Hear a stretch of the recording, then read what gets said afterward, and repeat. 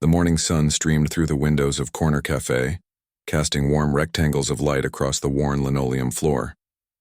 It was just after the breakfast rush, and Lisa Thompson wiped down the countertops with practiced efficiency, humming softly to herself.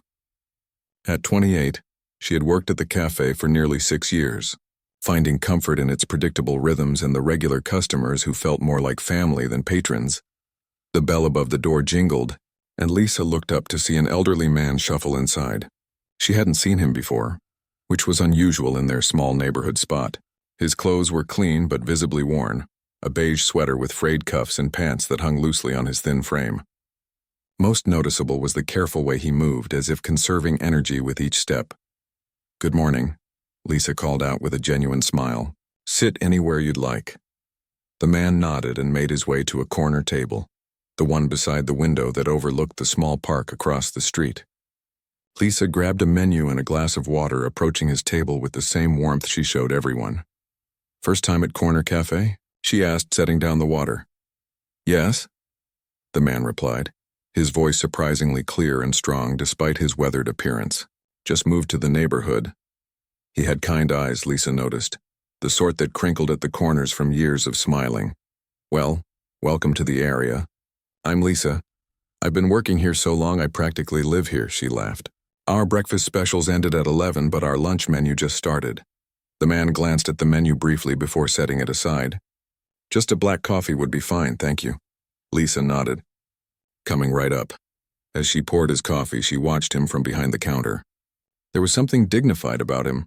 The way he sat with perfect posture, how he carefully arranged the sugar packets on the table, lining them up precisely. He didn't pull out a phone like most customers did when sitting alone.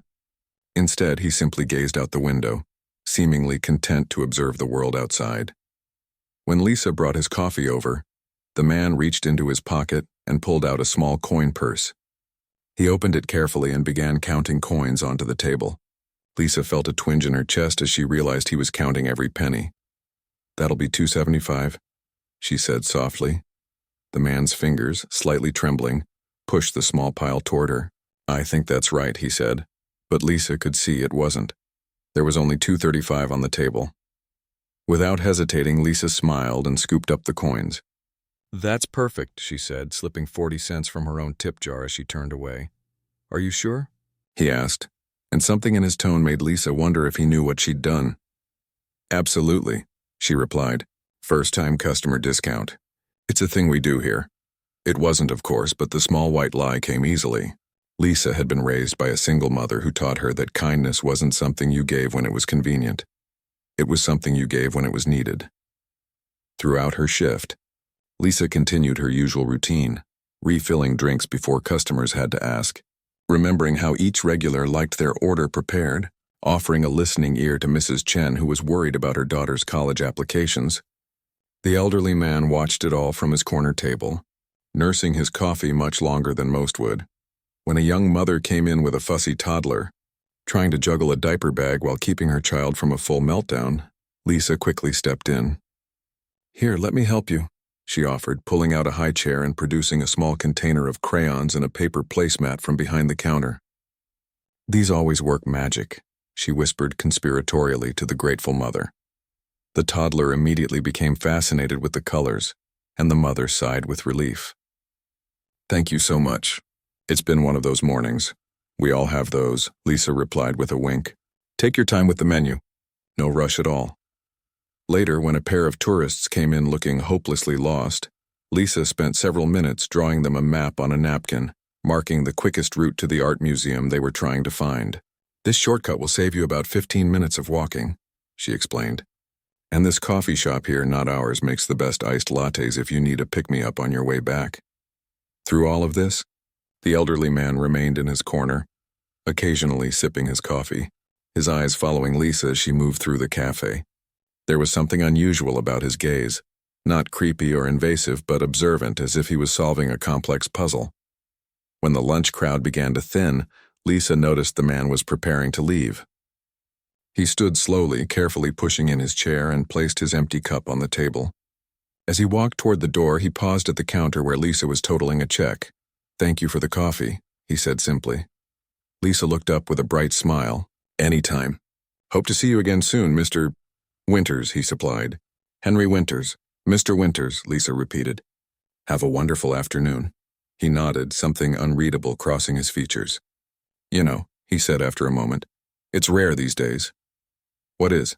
Lisa asked. Genuine kindness without expectation, he replied. You didn't know who might be watching when you helped that mother or gave directions to those tourists or covered my shortfall. He smiled then, transforming his face entirely.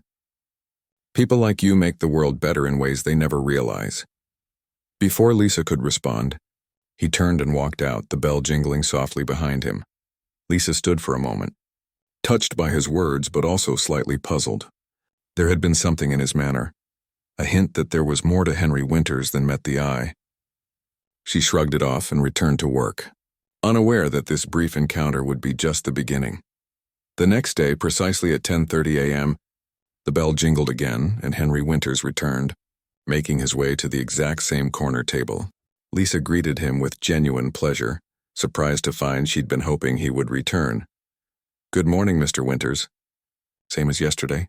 He nodded with a small smile. If it's not too much trouble. No trouble at all, Lisa replied, already reaching for the coffee pot. What neither of them knew was that this simple morning ritual was the first thread in a tapestry that would eventually weave their lives together in ways Lisa could never have imagined. And as Henry Winters carefully counted out exact change this time, having made sure to bring the correct amount, he was already making plans that would change not just Lisa's life, but the entire neighborhood around them, because Henry Winters was not who he appeared to be. Behind the worn sweater and humble demeanor was one of the wealthiest men in the country, a self-made billionaire who had recently lost his wife of 40 years and found himself questioning everything he had built. And in Lisa's simple act of kindness, he had found something he'd been searching for without even knowing it.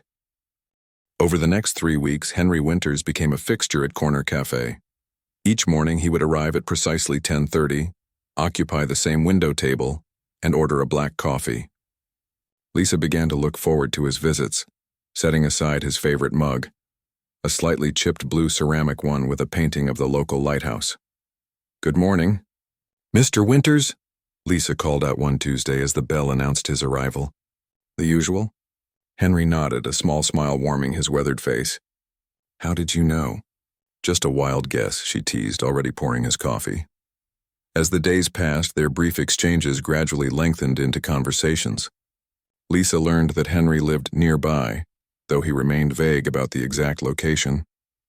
He mentioned having traveled extensively for work, but never specified what that work entailed. When Lisa asked if he was retired, he paused before answering, in a manner of speaking, I'm reassessing my priorities these days. What Lisa didn't know, couldn't possibly have guessed, was that Henry Winters was actually Harold Winters, founder and majority shareholder of Winters Enterprises, a global development corporation worth billions. The modest apartment he claimed to live in was actually one of dozens of properties his company owned in the city. The nearby residence was technically true, though his actual home was a sprawling estate on the outskirts of town. After the death of his wife Eleanor 6 months earlier, Harold had found himself adrift in his massive, empty house. For 40 years, Eleanor had been his compass, his reason for pushing through 18-hour workdays and high-stakes negotiations. She'd been the one to remind him why they'd started their company in the first place, to build communities, not just buildings. You've forgotten what it's like to be on the other side of the desk. Harry, she'd told him during their last argument before her sudden heart attack. You need to remember what it's like to be ordinary again. Those words had haunted him, especially after the funeral when he overheard 2 employees discussing how they'd had to reschedule their vacation plans to attend. It's not like he notices we exist anyway, one had muttered to the other. Was that true? Had he become so removed from the very people whose lives his company impacted? The experiment began simply. Harold, dressed in clothes from a department store, left his driver and security team behind and began walking the streets of the city his company had helped shape. The results were eye-opening. People brushed past him without a glance. Shopkeepers who had once fawned over him now watched him suspiciously. A hostess at one of his building's restaurants had informed him there were no tables available, despite the half-empty dining room behind her. Then came Corner Cafe and Lisa Thompson. Her simple act of kindness, covering those missing 40 cents without expectation of recognition or reward, had struck him like lightning. Here was someone who saw him as a human being, not as a walking wallet or social connection. "More coffee, Mr. Winters?" Lisa asked, pulling Harold from his thoughts. "Please," he replied, watching as she refilled his cup with care, making sure not to overfill it the way he preferred. "You know," Lisa said, lingering by his table, "I never asked what brought you to our neighborhood." Harold considered his answer carefully. "A recommendation of sorts. Someone important to me suggested I needed to reconnect with everyday life." Lisa nodded as if this made perfect sense. "Well, you picked a good spot. This cafe sees a bit of everything. Joy, heartbreak, celebration, ordinary Tuesday mornings. It's like watching the whole human experience play out over pancakes and coffee." Harold chuckled, struck by her insight. "And you? What keeps you here? You seem bright enough for any career." A slight flush colored Lisa's cheeks. "Actually, I'm in nursing school. Part-time for now," she added. "This job lets me make my own schedule around classes, and Tom, the owner, is understanding when exam week hits." "Nursing," Harold repeated, genuinely impressed. "That's admirable work." Lisa shrugged, but her eyes revealed her passion. "My mom got really sick when I was 15. The nurses who cared for her made all the difference, not just medically, but emotionally. For both of us, I want to be that person for someone else." Before Harold could respond, the bell jingled, and a young woman who looked remarkably like Lisa entered. Though her expression carried more weight, her shoulders slightly hunched as if bearing an invisible burden. "Amy," Lisa called out, her face lighting up. "You're early." "Class got canceled," the young woman replied, approaching their table. "Thought I'd catch a ride home with you instead of taking the bus." Lisa turned to Harold. "Mr. Winters, this is my sister Amy. She's staying with me while she finishes high school." Harold nodded politely.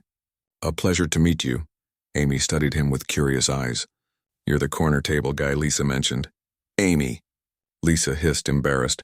Harold laughed genuinely for what felt like the first time in months. "I suppose I am. Is that my official title?" "Among others," Amy replied with a mischievous grin. "All good things, I promise." As the sisters chatted, Harold observed their interaction with interest. Despite their light banter, he detected undercurrents. The protective way Lisa positioned herself slightly in front of Amy. How Amy's eyes frequently darted to her sister as if seeking reassurance.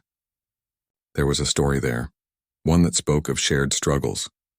Later, after Amy had settled at the counter with homework spread before her, Harold caught snippets of conversation between the sisters about bills and scheduling conflicts. Lisa's voice remained upbeat, but he recognized the strain in it. The same tension he'd heard in business meetings when someone was putting on a brave face while delivering difficult news. As Harold prepared to leave that day, he left his usual tip, modest enough not to draw attention but generous for a simple coffee. As he walked out, he nodded goodbye to both sisters, his mind already working on a new kind of project. That evening, in his vast home office overlooking the city lights, Harold Winters made a phone call to his most trusted assistant. "David," he said without preamble, "I need a complete background check on someone, discreetly." "Of course, Mr. Winters, who are we looking into?" Harold paused, feeling a twinge of guilt at this invasion of privacy. But he needed to know more, not out of suspicious motives, but to understand. "A waitress named Lisa Thompson. Works at Corner Cafe on Maple Street. Lives with her younger sister." He hesitated before adding, "And I want to know everything about that cafe too.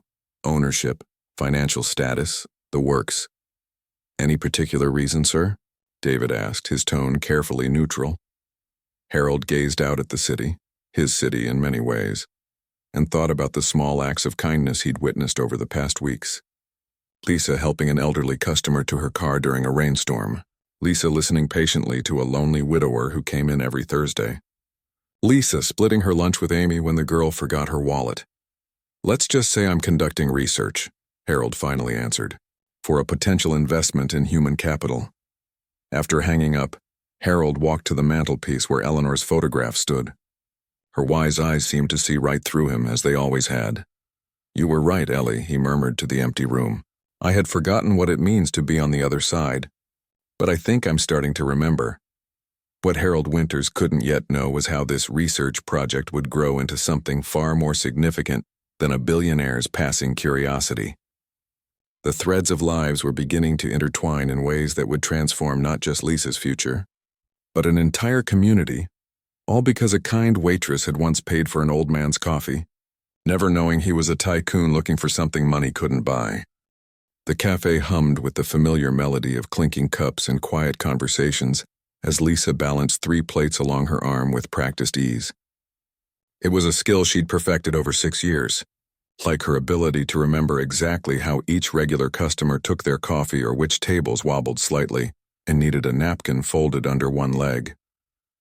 "Belgian waffle with extra berries for you," she said, setting a plate before an elderly woman who came every Wednesday. "Denver omelet for you and the fruit plate with yogurt on the side." Her smile never faltered, despite the dull ache in her lower back, a souvenir from yesterday's double shift. From his corner table, Henry watched Lisa work. Over the past month, he'd become a steady presence at the cafe, arriving each morning at the same time, sitting at the same table, and observing the small world that revolved around this unassuming establishment. What had begun as a simple experiment in anonymity had evolved into something else entirely, something that awakened a long-dormant part of himself.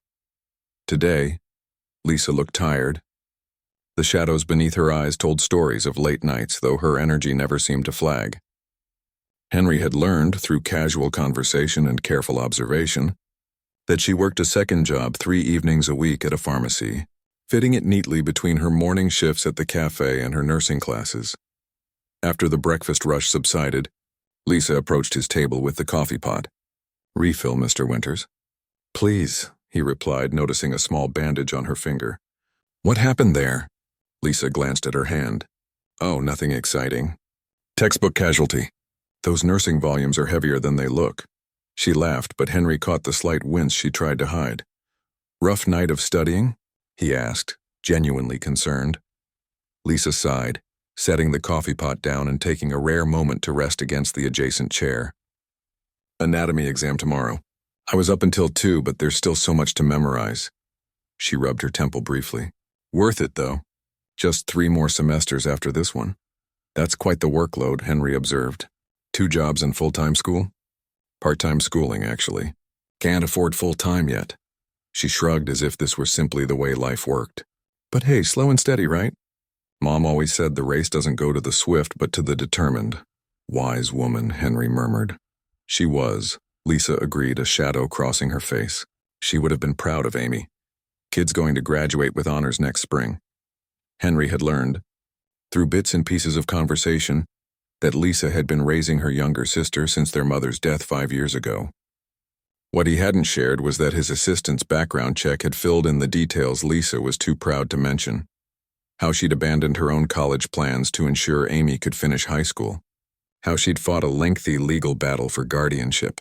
How she'd worked multiple jobs to keep their small apartment while medical bills mounted. Before Henry could respond, a commotion near the entrance drew their attention.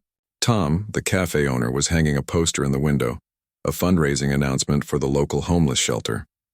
"Annual winter drive," Lisa explained, noticing Henry's interest. "The shelter needs warm clothes, blankets, that sort of thing." Henry watched as Lisa reached into her apron pocket and pulled out a $20 bill. Walking it over to Tom, "Put me down for this. And I'll bring in some of those scarves I knitted last year." "You knit?" Henry asked when she returned. Lisa grinned. "Badly, but yes. My grandmother taught me. Said it was cheaper than therapy and you get a scarf at the end."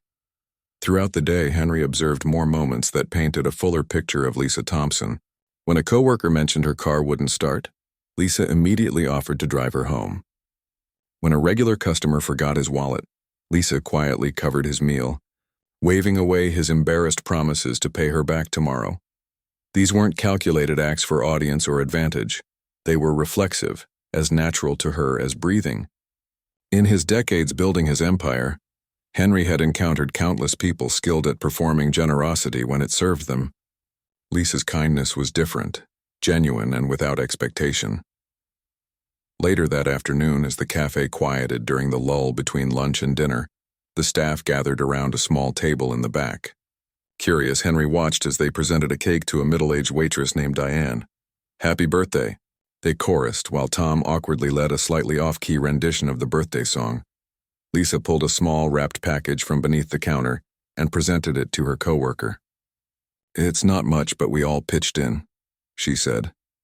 Diane's eyes welled up as she unwrapped a framed photograph of the entire staff, along with a gift card to a local bookstore. "You all remembered I wanted to start that book club," she said, voice thick with emotion. "It was Lisa's idea," another waitress chimed in. "She organized everything, got the frame engraved and all." Henry sipped his coffee thoughtfully. According to his assistant's research, Lisa's bank account rarely held more than a few $100s at a time.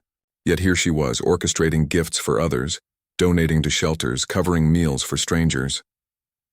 His phone buzzed in his pocket, likely David with another report about Corner Cafe's finances. Henry had been discreetly investigating the business for weeks now. What he'd discovered wasn't surprising but was nonetheless concerning. The cafe was struggling. Property taxes in the rapidly gentrifying neighborhood had doubled in the past 3 years. Repairs to aging equipment had drained reserves.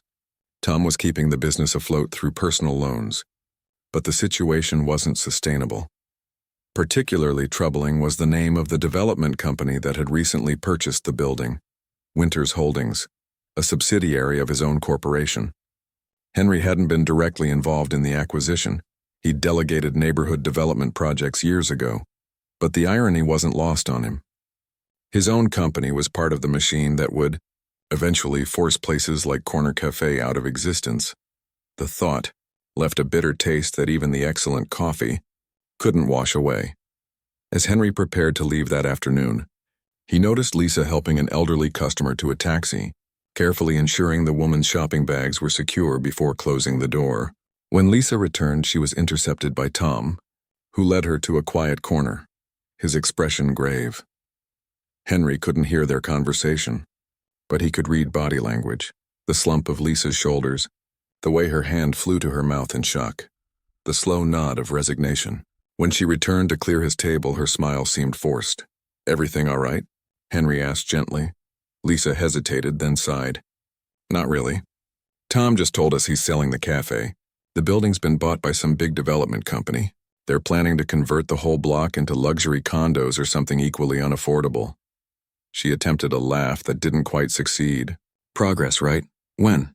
Henry asked, his chest tightening with guilt. "We have about a month," Lisa replied, absently wiping the already clean table. "Tom's trying to find us all references, but—" She trailed off, the implications hanging in the air. "I'm sorry," Henry offered, knowing how inadequate the words were, particularly since it was technically his company causing this upheaval. "It's not your fault," Lisa said with a shrug. "Things change. She stopped, visibly collecting herself. "This place matters, you know? Not just to us who work here, but to the neighborhood. Mrs. Chen comes here every day because we're the only people she talks to since her husband died. The high school kids study here because Tom lets them stay for hours with just 1 cup of coffee. The book club meets in the back room on Thursdays." She gestured around the cafe. "It's not just a business. It's a community." Henry nodded, understanding completely. This was exactly what Eleanor had always emphasized about responsible development, the importance of preserving the heart of communities while improving their infrastructure. "Well," Lisa said, brightening with visible effort, "no use crying over corporate milk, right? I should get back to work." As she walked away, Henry remained seated watching the cafe with new eyes, seeing not just a struggling business but a vital community hub. He thought about his vast resources, about the decisions he'd been making from the isolation of boardrooms and executive offices, about the countless corner cafes his company had replaced with high-end retail and luxury housing.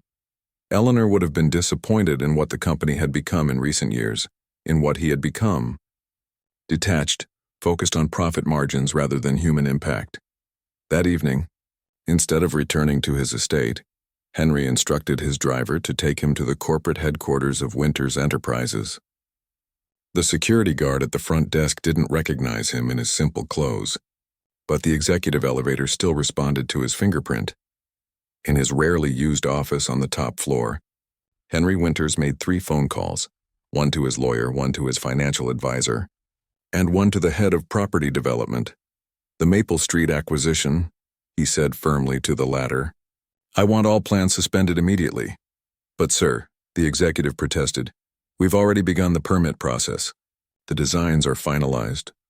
Consider them unfinalized, Henry replied, his voice carrying the authority that had built a billion-dollar empire. I have something else in mind for that property.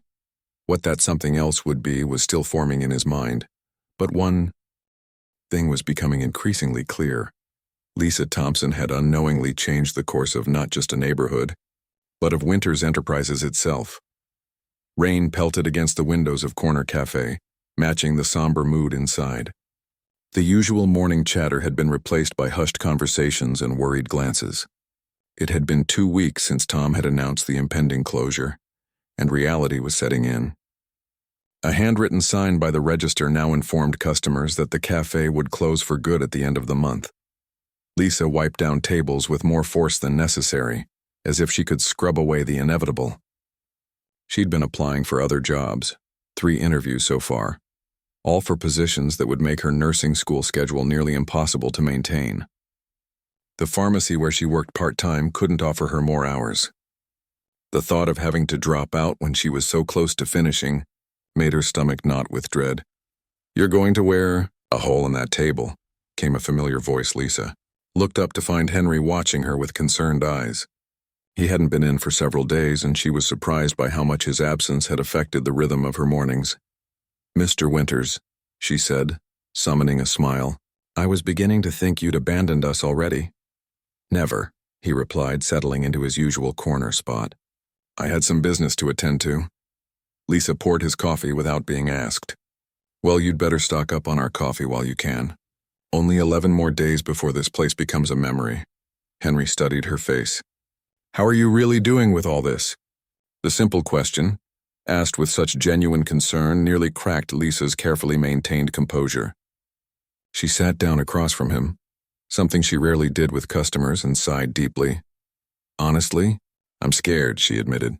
This job was perfect for my school schedule. I've applied at 6 other places, but they all want full availability. She twisted a napkin in her hands.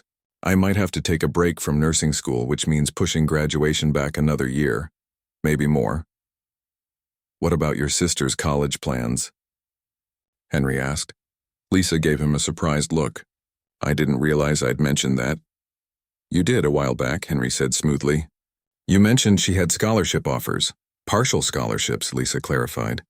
She got into her dream school, but even with financial aid, there's still a gap. I've been saving, but... She trailed off, then squared her shoulders. We'll figure it out. We always do. The resilience in her voice was admirable, but Henry could see the toll the situation was taking. The dark circles under her eyes had deepened, and she'd lost weight she couldn't afford to lose. I have no doubt you will, he said gently. You're remarkably resourceful. Lisa smiled, a genuine one this time. Mom always said the Thompson women had rubber souls. We bounce back from anything. Did she now? Henry chuckled. She meant souls like our spirits, not our shoes, Lisa clarified with a laugh. Though we did go through a lot of footwear too. Speaking of which, she glanced at her watch. I should get back to work. These tables won't wipe themselves.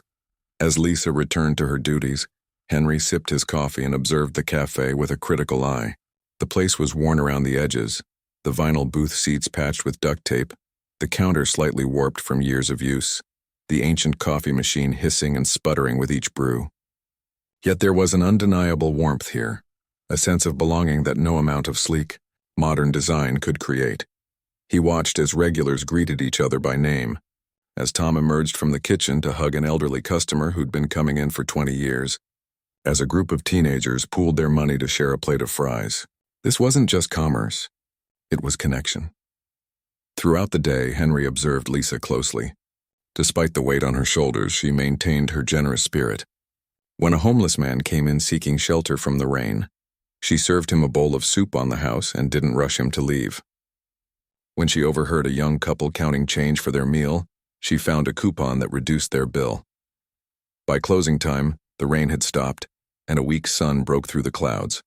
As Lisa gathered her things to leave, she found Henry still at his table, seemingly deep in thought. We're closing up, Mr. Winters, she said. Though you're welcome to finish your coffee, Henry smiled. Actually, I was hoping to speak with Tom. Is he still here? Lisa nodded toward the back office. Drowning in paperwork, I think. Should I tell him you want to talk? If you wouldn't mind. As Lisa disappeared into the back, Henry checked his phone. 3 missed calls from David, likely updates on the plans he'd set in motion days ago. There were still details to finalize, permits to secure, but everything was moving forward faster than even he had anticipated. Tom emerged from the office, looking tired but curious. Mr. Winters? Lisa said you wanted to see me? Yes, if you have a moment, Henry replied, gesturing to the chair across from him. Tom sat down with a heavy sigh. What can I do for you? I understand you're selling to a development company, Henry began, watching Tom's expression carefully. Tom nodded grimly. Not by choice, believe me. The building owner sold the whole block. The new owners are terminating all the leases for redevelopment, and if you could keep the cafe open, would you want to? Tom gave him a puzzled look. Of course, but that's not an option. The decision's been made above my pay grade. What if I told you there might be a way? Henry said. Tom's eyes narrowed suspiciously. What are you getting at? Before Henry could respond, the cafe door opened and Lisa burst back in. Sorry, forgot my textbook, she explained, hurrying to the counter. She paused, noticing the tension between the two men. Everything okay? Fine, Tom assured her. Just talking business. Lisa looked unconvinced but grabbed her book and headed for the door. See you both tomorrow. As the door closed behind her, Henry turned back to Tom. You care about her a great deal. It wasn't a question, but Tom answered anyway. Lisa, she's the heart of this place. Works harder than anyone I've ever met. I've noticed, Henry said. I've also noticed she's about to lose not just her job, but potentially her education, her sister's future, and this community that clearly matters to her. Tom's expression darkened. You think I don't know that? You think I haven't been up nights trying to figure a way out of this mess? I offered to buy the building years ago, but they wouldn't sell. Now some faceless corporation swoops in, and everything we've built here gets erased for luxury condos nobody in this neighborhood can afford. What if the corporation wasn't faceless? Henry asked quietly. Tom stared at him. What do you mean? Henry reached into his pocket and pulled out a business card. Not the worn library card he usually carried, but a crisp, embossed card with the Winters Enterprises logo. He placed it on the table between them. Tom picked it up, confusion giving way to shock as he read the name. Harold Winters, as in Winters Enterprises, the development company? His voice rose with each question. You're the one shutting us down? Not exactly, Henry, or rather Harold, replied calmly. Winters Holdings is a subsidiary that acquired this block, yes, but I'm here to discuss an alternative vision for this space. Tom's face flushed with anger. Is this some kind of sick joke? You come in here for weeks pretending to be just another customer, watching us scramble to save our livelihoods while you're the one pulling the rug out? I understand your anger, Harold said, but I wasn't pretending. When I first came in, I had no idea this property was even in our portfolio. I've been reconnecting with the communities my company affects, seeing firsthand what our development decisions mean to the people who live and work here. Tom's skepticism was evident, but curiosity tempered his anger. And what did you see? I saw what my late wife always tried to tell me, that true value isn't always visible on a balance sheet. Harold leaned forward. I saw Lisa cover an old man's coffee without a second thought. I saw this cafe serve as more than just a business, as a community hub, a safe space, a second home to many. The kind of place that can't be replicated with corporate efficiency. Tom's expression softened slightly. So what are you proposing? A new direction, Harold replied. Instead of tearing down this building, we renovate it. The cafe remains, expanded, improved, but with its heart intact. The upper floors become affordable housing and community spaces, not luxury condos. Tom looked stunned. You're serious? Completely. I'd like you to continue running the cafe, with appropriate updates to the space and equipment, of course. We can discuss terms that work for both of us. And Lisa? The other staff? All guaranteed positions with improved benefits, including education assistance. Harold smiled slightly. Particularly for those pursuing nursing degrees. Tom sat back overwhelmed. Why? Why would a billionaire developer care about one small cafe? Harold considered the question carefully. Let's just say Lisa's 40 cents reminded me of something important, something my company was founded on but had forgotten. That community matters. That people matter. Outside the window, the last rays of sunlight broke through the clouds, casting a warm glow across the worn tables and mismatched chairs of Corner Cafe.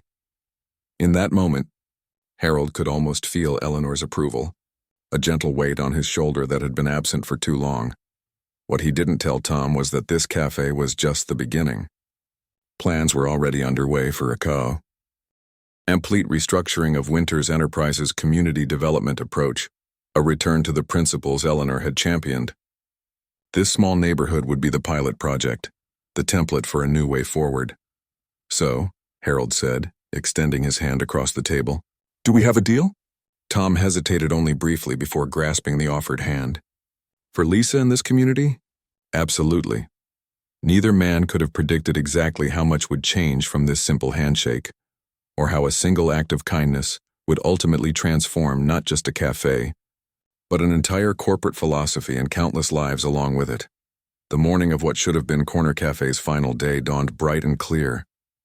Lisa arrived early, her footsteps heavy as she approached the familiar storefront that had been her second home for 6 years. A small crowd had already gathered outside, regular customers coming to say goodbye and enjoy one last meal at their neighborhood hangout. "Morning, everyone," Lisa called out, forcing cheerfulness into her voice as she unlocked the door. "Come on in." The cafe filled quickly with the bittersweet energy of a farewell celebration. Tom had decided they would close at 3 p.m., giving everyone time to say proper goodbyes. He'd been acting strangely all week. Secretive phone calls, mysterious meetings, and an unexplainable calmness about the whole situation. Whenever Lisa questioned him, he'd simply pat her shoulder and say, "Just wait and see." By noon, every table was occupied. Mrs. Chen sat at her usual spot by the window, dabbing occasionally at her eyes with a handkerchief. The book club had taken over the back corner, sharing memories of their Thursday night discussions. Even the high school students had skipped class to come say goodbye, their textbooks spread across tables as if it were any normal day. Lisa moved through the crowd with coffee pot in hand, fighting back tears as customers pressed small gifts and cards into her palms, tokens of appreciation for years of morning smiles and remembered orders. Her throat ached from maintaining a brave face, from assuring everyone she would be fine, that she'd already had several promising job interviews. The lies tasted bitter on her tongue. The truth, that none of the positions would accommodate her school schedule, that her savings were dwindling, that Amy's college dreams hung in the balance, remained locked behind her smile. At precisely 1 p.m., the bell above the door jingled. Lisa looked up, expecting another customer, and instead found herself staring at Henry Winters, but not the Henry she knew. This man wore an impeccably tailored suit instead of his usual worn sweater. His posture was different too, more commanding, as if the slight stoop she'd grown accustomed to had been merely an affectation. Behind him stood 2 men in similar attire, carrying leather portfolios and wearing earpieces that marked them as security personnel. The cafe fell silent as heads turned toward the unexpected visitors. "Mr. Winters?" Lisa approached, confusion evident in her voice. "You're looking different today." A smile touched the corners of his mouth. "I suppose I am." Before she could respond, Tom emerged from the back office, not looking surprised at all by the visitors. "Right on time," he said, exchanging a knowing nod with Henry. "What's going on?" Lisa asked, looking between them. Tom cleared his throat and addressed the now quiet cafe. "Everyone, if I could have your attention for a moment." He gestured toward Henry. "I'd like to introduce you all to someone. This is Harold Winters, founder and CEO of Winters Enterprises." A murmur rippled through the crowd. The name was familiar to everyone. Winters Enterprises was responsible for half the major developments in the city. Their logo adorned construction sites and buildings throughout downtown. Lisa felt her knees weaken as understanding dawned. "Winters Enterprises," she repeated. "The company buying this building." Her eyes locked with Henry's, no, Harold's. "You're the reason we're closing." The betrayal cut deep. For weeks this man had sat at her table, accepted her kindness, listened to her worries, all while knowing his company was destroying her livelihood. Harold stepped forward, his expression serious. "That's not entirely accurate," he said, his voice carrying easily through the hushed room. "May I explain?" Without waiting for an answer, he turned to address the entire cafe. "Many of you know me as Henry, the old man who drinks black coffee in the corner. What you don't know is why I began coming here." He paused, scanning the room. "After my wife Eleanor died 6 months ago, I found myself questioning the direction of the company we built together. She always emphasized that development should enhance communities, not replace them." Harold nodded toward Tom, who produced a rolled set of blueprints from behind the counter. "So I decided to see firsthand how our developments affected neighborhoods. I dressed simply, left my security detail behind, and began visiting properties my company had acquired." He gestured around the cafe. "What I found here was something no spreadsheet could capture. A community center disguised as a coffee shop. A place where kindness was served alongside breakfast, where everyone was treated with dignity regardless of their ability to pay." Lisa felt the weight of his gaze as he continued. "I witnessed a young woman cover an old man's coffee without hesitation.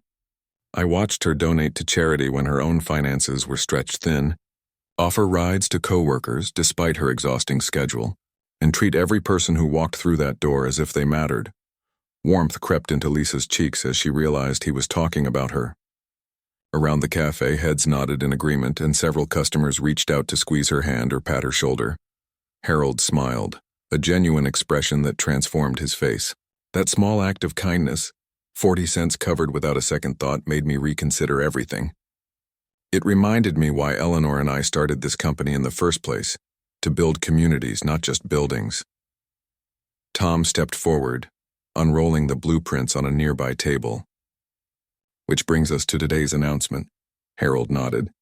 "Winters Enterprises is indeed taking ownership of this building, but not for luxury condominiums." He gestured toward the blueprints. "Instead, we're establishing the Eleanor Winters Community Center and Cafe." Gasps and confused murmurs filled the room. Lisa leaned over to examine the plans, detailed architectural drawings showing a renovated building with the cafe on the ground floor, expanded to include a small library corner and community meeting spaces. The upper floors showed affordable apartments, a daycare center, and what appeared to be classrooms. "The cafe will remain the heart of this building," Harold continued. "Renovated and updated, but with its spirit intact. Tom has agreed to continue as manager, and all current staff are guaranteed positions if they wish to stay." Lisa's eyes shot to Tom, who nodded confirmation. "It's true. We're not closing, we're evolving." "But that's not all," Harold said, his gaze finding Lisa again. "Winters Enterprises is also establishing a scholarship foundation for service industry workers pursuing higher education, particularly in healthcare fields." He reached into his jacket and withdrew an envelope, extending it toward Lisa. "Ms. Thompson, as the inspiration for this initiative, you will be our first recipient. A full scholarship covering the remainder of your nursing program, plus a living stipend so you can reduce your work hours." Lisa's hands trembled as she accepted the envelope, unable to process what was happening. "I don't understand," she whispered. "Why would you do all this?" Harold's expression softened. "Because you reminded me of something important, something Eleanor always knew. That true wealth isn't measured in property holdings or stock portfolios, but in the communities we build and the lives we touch." He turned back to address the crowd. "Construction begins next week. The cafe will temporarily relocate to a space 3 blocks east, all expenses covered, and reopen here in approximately 4 months. The cafe erupted in cheers and excited conversation. Mrs. Chen wept openly now, but from joy rather than sadness. The book club members huddled over the blueprints, exclaiming over the dedicated reading nook. Even the usually stoic Tom appeared misty-eyed as neighbors embraced him in congratulation. Through it all, Lisa stood motionless, the envelope clutched in her hands, her mind struggling to catch up with this sudden reversal of fortune. Not only would she keep her job and finish her education, but Amy's college dreams remained viable too. The community that had become her family would remain intact. "Why me?" she finally asked when Harold approached her again. "Of all the cafes, all the waitresses, why did my 40 cents matter so much?" Harold considered the question thoughtfully. "It wasn't just the 40 cents, he said. It was everything that followed, your consistent kindness, your resilience, your generosity despite your own struggles. You embody what Eleanor always tried to teach me, that wealth without compassion is meaningless and that sometimes the richest people have the emptiest bank accounts. Lisa blinked back tears. I don't know how to thank you. You already have, Harold replied. Every day for the past month without even knowing it. 1 year later, a crisp autumn breeze scattered golden leaves across the new cobblestone path, leading to the Eleanor Winters Community Center and Cafe. Inside, the space hummed with activity, students typing on laptops, neighbors chatting over fresh pastries, children reading in the corner library nook. Behind the counter, Lisa Thompson, now Lisa Thompson RN, worked the morning shift she kept despite her full-time position at the local hospital. Some habits were hard to break, and Saturday mornings at the cafe had become a cherished tradition rather than a financial necessity. The usual, Harold? She asked as the now familiar figure in a casual sweater approached the counter. Please, he nodded, no longer playing the role of Henry the anonymous customer, but simply being Harold, a regular person among the community he had helped preserve. As she prepared his coffee, Lisa glanced around at what their little corner of the world had become. The renovation had maintained the cafe's cozy character while adding modern amenities. Photos of the original corner cafe lined one wall, a reminder of where they'd started. The staff had expanded to include 3 residents from the affordable housing units upstairs, all enrolled in education programs supported by the Winters Foundation. Amy called regularly from college, thriving in her environmental science program and already talking about graduate school. Tom had finally taken his first vacation in 12 years, returning with renewed energy and ideas for community outreach programs. Perfect timing, Lisa said, setting Harold's coffee before him. The new nursing scholarship recipients are coming by for orientation this afternoon. 5 of them this year. Harold smiled, the pride evident in his eyes. Eleanor would have loved that. I think she would have loved all of this, Lisa replied, gesturing around the bustling space. I wish I could have known her. In many ways you do, Harold said thoughtfully. Your kindness reminded me of hers, straightforward, without expectation or performance. Just genuine human connection. From across the cafe, a customer waved for a refill and Lisa nodded acknowledgement. Duty calls, she said with a smile. As she moved away, Harold watched her interact with customers, the same genuine warmth she'd shown him when he was just an apparent stranger, short on change. His phone buzzed with messages from executives awaiting his approval on similar community-centered developments, now underway in 5 other neighborhoods.